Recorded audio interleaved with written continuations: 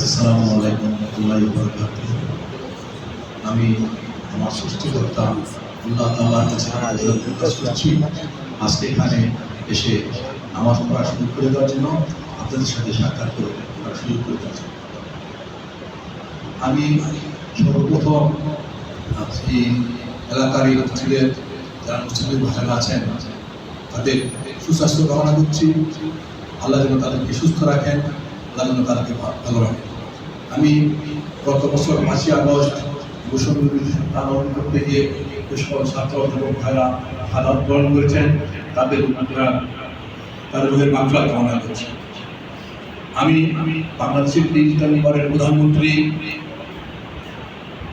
দেশনেত্রী বেগম খালেদা জিয়া অসুস্থ জন্য আজকে অবস্থান করছেন। আল্লাহ পাক যেন তাকে তাড়াতাড়ি সুস্থ করে দেন, বিভিন্ন দেশে ফিরে এসে আবার মানুষের সেবা করার জন্য। বিএনপির ভারপ্রাপ্ত তারেক রহমান, ভারপ্রাপ্ত চেয়ারম্যান তারেক রহমানের আমি দোয়া চাচ্ছি। সর্বোপরি আমি আমার ব্যক্তিগতভাবে আমার এবং আমার পরিবারের জন্য দোয়া চাচ্ছি।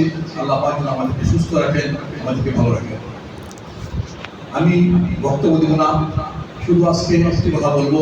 দীর্ঘ 16 বছর বাংলাদেশের মানুষ কোনো কথা বলতে পারেনি। আমরা কিন্তু কোনো জায়গায় মানুষের কাছে যেতে পারিনি, কোনো সামাজিক অনুষ্ঠানও কিন্তু আমরা যেতে পারিনি। একটি প্রতিবেশী তার ইচ্ছা সত্ত্বেও তার প্রতিবেশীকে দাওয়াত করতে পারেনি। কিছু আমাদের সামাজিক অবস্থা আমরা দেখেছি। গত 16 বছর বিভিন্ন শুক্রবারে বিভিন্ন মসজিদে বয়ান করতে গিয়ে তার লাঞ্ছিত হয়েছে, তাদেরকে বয়ান বন্ধ করে দিয়ে তাদেরকে মিথ্যা মামলা দিয়ে তাদেরকে গ্রেফতার করা হয়েছিল। আমরা দেখেছি গত 16 বছর ওয়াজ করতে গিয়ে বিভিন্ন আলেম তারা লাঞ্ছিত হয়েছে, তাদেরকে মিথ্যা মামলা দিয়ে গ্রেফতার করেছে। আজকে আমরা এসব অবস্থা থেকে মুক্ত হয়েছি। আমরা আশা করি আমাদের দেশের স্বাভাবিক অবস্থা থাকবে, স্বাভাবিক ব্যবস্থা থাকবে।